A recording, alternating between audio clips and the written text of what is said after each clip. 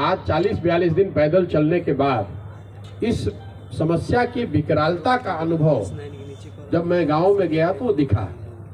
छठ के पहले जितने गांव में हम लोग गए वहां पर ज़्यादातर गांव में मुझे बहुसंख्यक तौर पे वृद्ध, महिलाएं और बच्चे ही मिले। 60 से 70% जो कामकाज के एज के जो लड़के हैं वो गांव से बाहर चले गए हैं रोजी रोजगार करने। और ये करीब करीब सारे पंचायतों में, खासकर जो ऊपर के सारे पंचायत हैं उत्तर में, क्योंकि बाद में तो छठ आ गया तो बहुत लोग वापस आ गए हैं। तो पलायन की जो विकरालता है इस समस्या का, वो देखने को यहाँ मिला, जो कि मेरे लिए एक तरह से आंख खोलने वाली बात है। दूसरी जो यहाँ समस्या समझ में आई कि जो थरवट का एरिया है उसमें जो वन राज्य अधिनियम उसको लागू नहीं करने की वजह से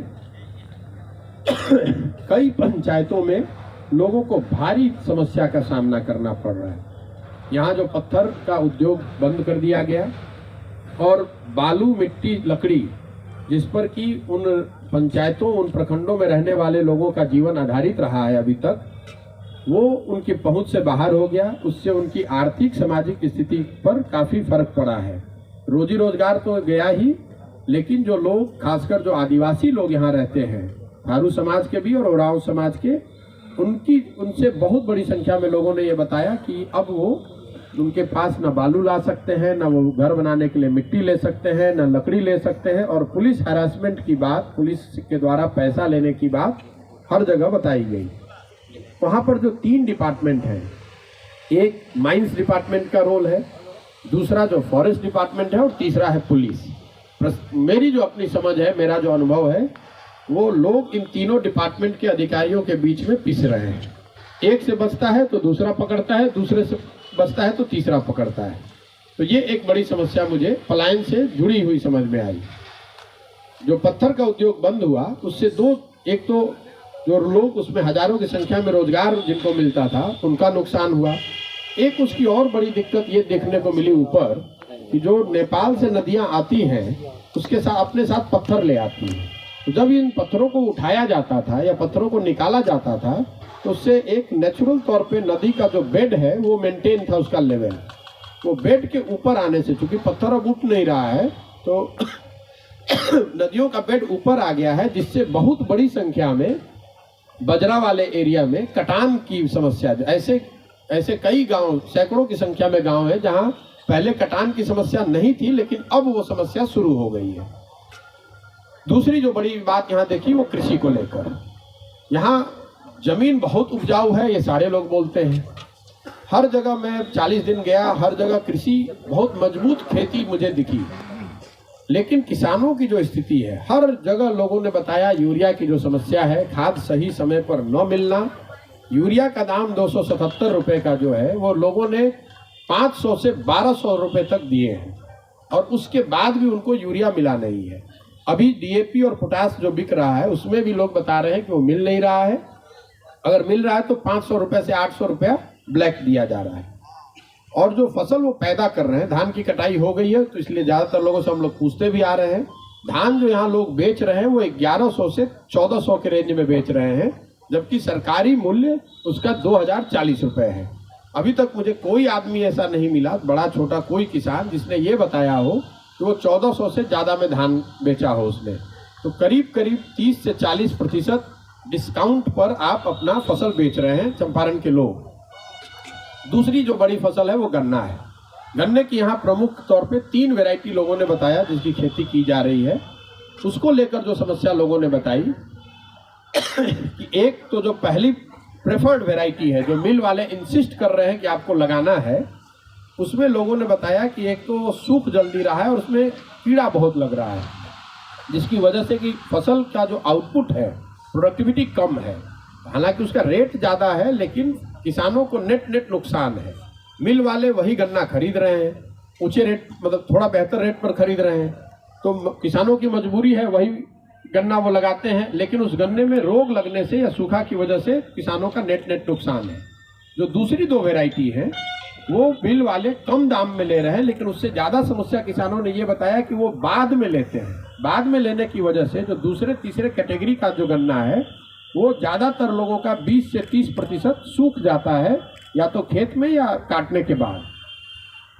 इसको लेकर एक और समस्या लोगों ने बताई, यहाँ जो मिलों में पर्ची का सिस्टम है, जिसके पास पर्ची है वही आदमी जाकर मिल में अपना गन्ना बेच सकता है। एक तो यूपी के मुकाबले समर्थन मूल्य गन्ना का 60 रुपये कम है करीब, दूसरा जिसके पास पर्ची है उसी को वो रेट मिल रहा है।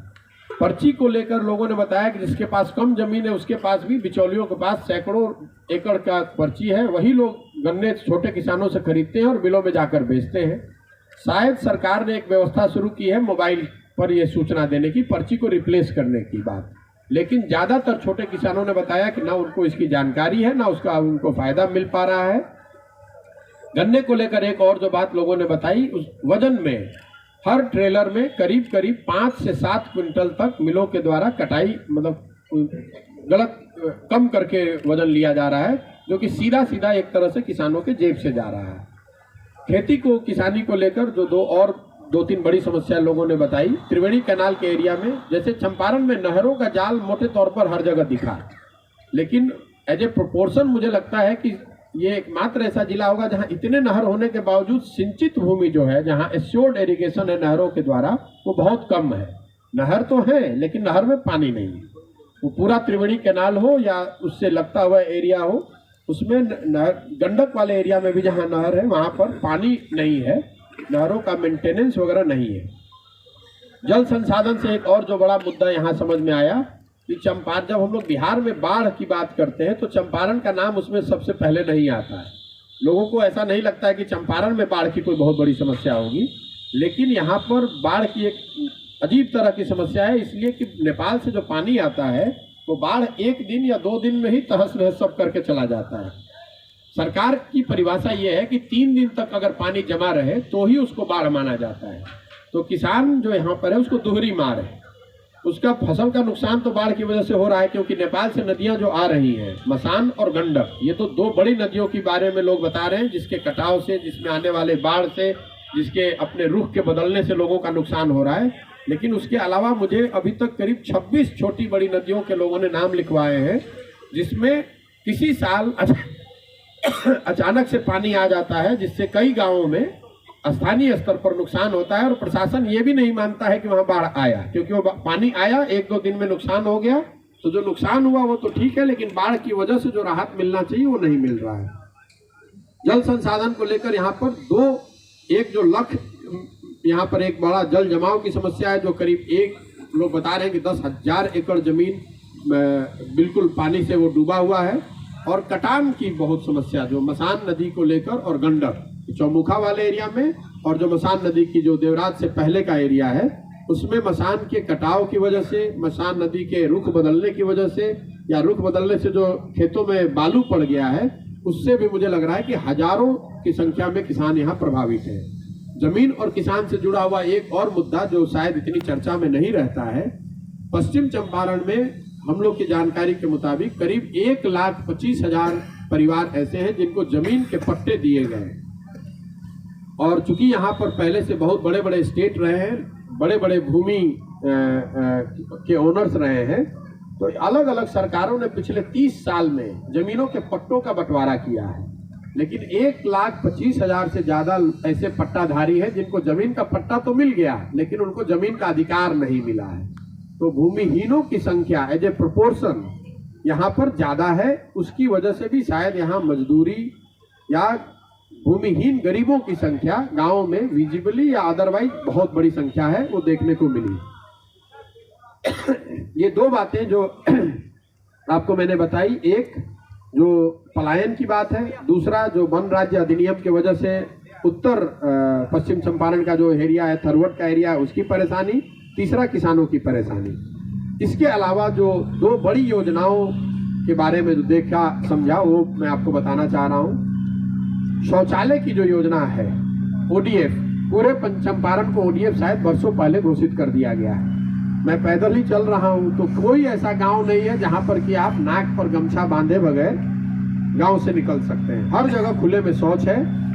पूछने पर पता चला कि पूरे चंपारण में ये ODF दबाव में जनप्रतिनिधियों के और अफसरों के साथ में बैठकर जबरदस्ती कराए गए हैं, ज्यादातर शौचालयों के विषय में लोगों ने बताया कि 2 से 6,000 रुपए तक अधिकारियों और जनप्रतिनिधियों के बीच में बांटे गए हैं और जो 12,000 बेनिफिशियरी का पैसा था वो उसको दिया गया, उसके बदले में 2 से 6,000 रुपए वापस ले लिया गया।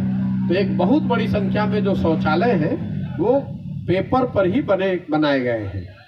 दूसरी एक जो बहुत बड़ी महत्वाकांक्षी योजना सरकार की जो 7 निश्चय का हिस्सा है, हर घर नल का जल, मैं 41 दिन में कुल अभी तक 6 या 7 वार्ड ही ऐसा ढूंढ पाया हूं जहां नल के जल की योजना बनने से लेकर अभी तक चल रही है।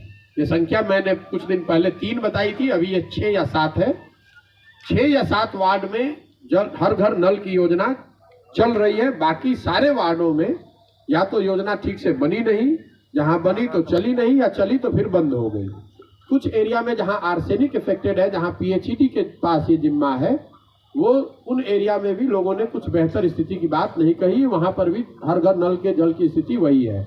मिला जुला कर आप ये मान सकते हैं, ये एकदम कोई फिक्स आंकड़ा नहीं, लेकिन हम लोग का अनुमान है कि करीब 95% जगहों पर लोगों को हर नल के से पानी नहीं मिल रहा है, या अगर मिल रहा है तो ठीक पानी नहीं मिल रहा है।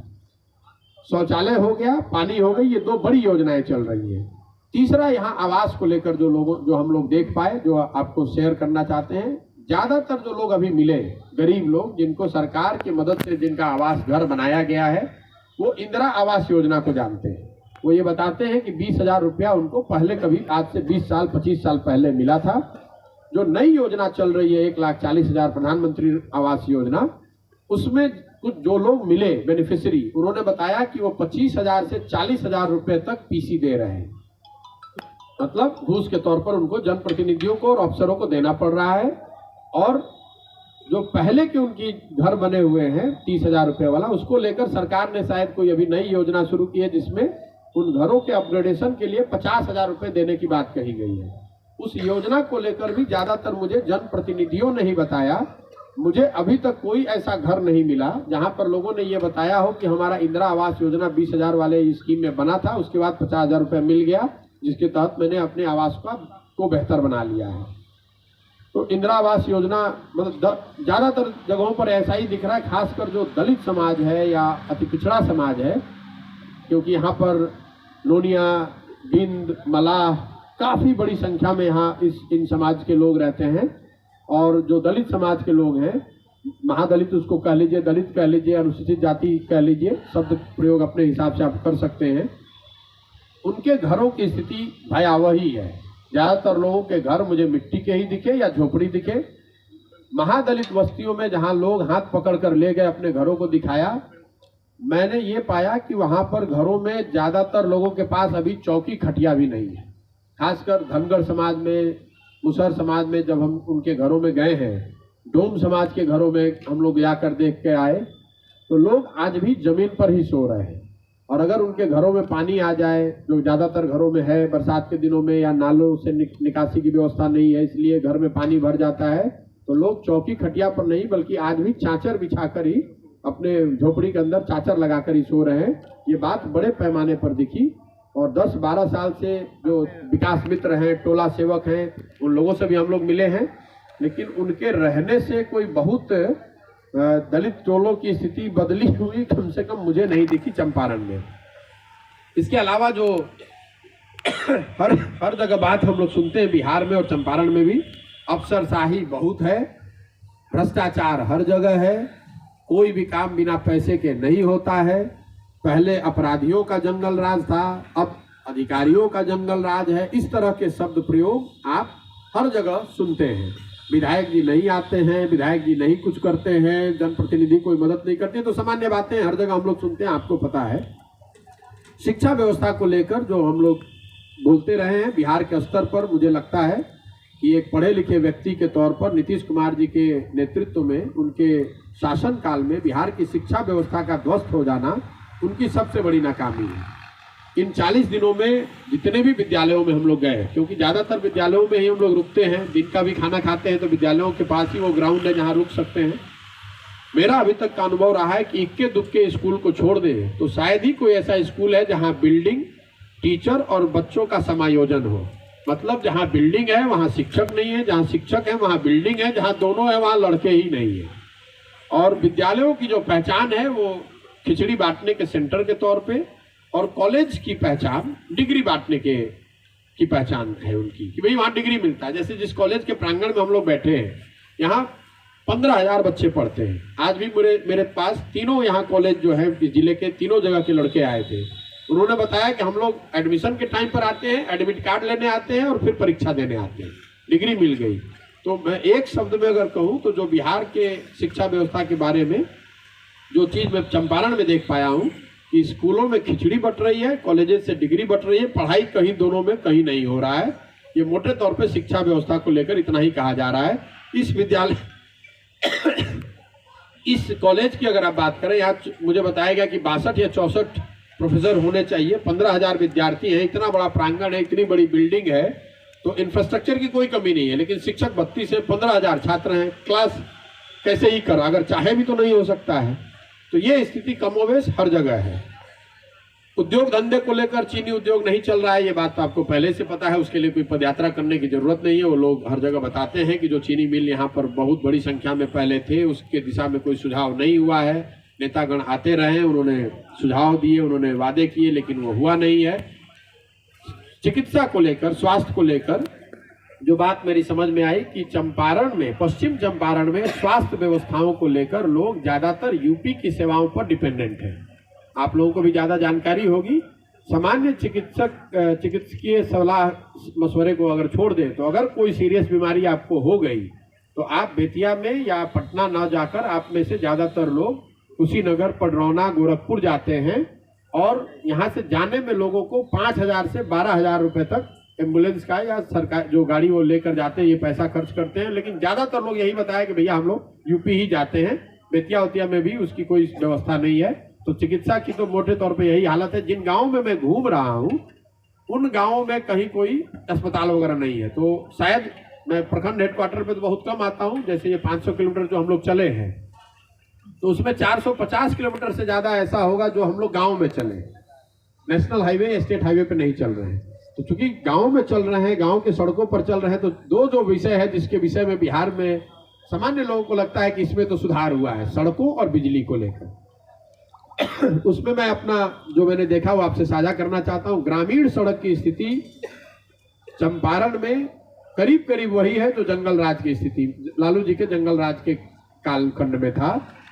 कोई भी गांव ऐसा नहीं है जहां ग्रामीण सड़क ऐसी हो। जोगा पट्टी के कुछ एरिया में, बैरिया के कुछ एरिया में मुझे गांव दिखे जहां रोड ठीक ठाक है, लेकिन उसको अगर आप छोड़ दें तो गौनाहा, भितरवा से शुरू करके आज बेतिया पूरा 500 किलोमीटर चलकर हम आए हैं। छोटे कस्बे, गांव, उनके अंदर की जो सड़क है, ग्रामीण सड़क जो है, वो बिल्कुल ही नदारद है या बिल्कुल टूटी हुई है। सड़कों को लेकर लोगों के जो लोगों ने बार बार बताया कि ये सड़क 5 साल पहले बनी थी, 8 साल पहले बनी थी, तो ऐसा मालूम होता है कि पिछले 4-5 सालों में ग्रामीण सड़कों को लेकर कोई बहुत प्रयास या कोई व्यवस्था नहीं बनाई गई है। जो सड़क पहले बनाए गए 2005 के बाद, या तो वो टूट गए या नई जो व्यवस्था उसके मरम्मती का काम दिया गया है उसमें इतना भ्रष्टाचार है कि वो बन नहीं पाया है। दूसरी जो एक व्यवस्था जिसको हम लोग समझते हैं बिहार के स्तर पर जिसमें सुधार हुआ है वो बिजली है। बिजली हर जगह दिखी, हर गांव में बिजली दिखी, हर टोलों तक बिजली पहुंची है। कुछ मुस्लिम गांवों में और कुछ दलित टोलों में ऐसा दिखा कि बिजली अभी भी लोग काटा वाटा लगाकर जला रहे हैं लेकिन बिजली हर जगह दिखी।